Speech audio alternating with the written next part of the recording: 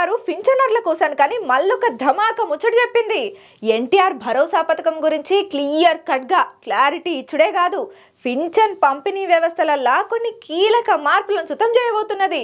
మరి ఆ మార్పులేందో పురాగా తెలవాలంటే గీ ఆర్తా మీరు చూడాల్సిందే. ఇక ఆంధ్రప్రదేశ్ సర్కారు పింఛన్దారులకు మళ్ళొక్క శుభవార్తనే చెప్పిందిల్లా.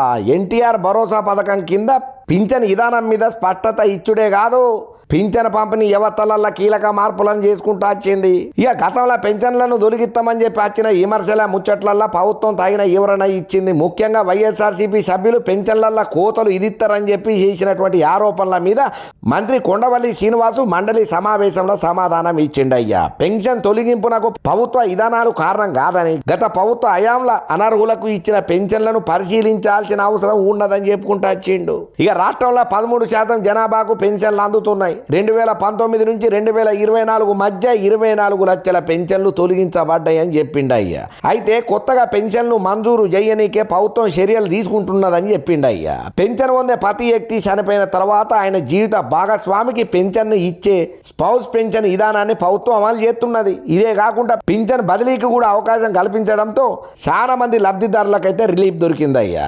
ఇక ప్రభుత్వం పెన్షన్ల కోసం 13 పాయింట్ల వెరిఫికేషన్ విధానాన్ని రద్దు చేసుకుంటా ప్రభుత్వం క్లారిటీ ఇచ్చింది. దీనివల్ల లబ్ధిదారులు పింఛన్ మంజూరు ప్రక్రియలలో ఎదుర్కొనే జాప్యాన్ని తగ్గించవచ్చు. అట్లనే ఆరోగ్య సమస్యల కారణంగా అర్హులైన వాళ్లకు ఎప్పుడైనా హెల్త్ పెన్షన్ కోసం దరఖాస్తు చేసుకునే వీలు ఉంటుందని చెప్పి మంత్రి చెప్పుకుంటూ వచ్చిండు. పింఛన్ విధానంలో తీసుకొచ్చినటువంటి ఈ మార్పులు పేదలకు, వృద్ధులకు, దివ్యాంగులకు ఎంతో ప్రయోజనం కలిగించిందని అన్నారయ్యా. ఏదేమైనా చంద్రాల సారు కూటమి సర్కారు ఒక దిశా నిర్దేశంతో పబ్లిక్ ఫాయిదా అయ్యేటట్టు ఈ తీరుగా ముందరికి పోతా పబ్లిక్ వనుకొచ్చి అన్ని పనులను చేస్తున్నారనంటే జై హో చంద్రాల సారు, జై హో కూటమి సర్కార్ అని చెప్పి తారీఫ్ చేయబట్టిండ్రి ఈ పింఛన్ల ముచ్చటరికైనా ప్రతి ఒక్కరు.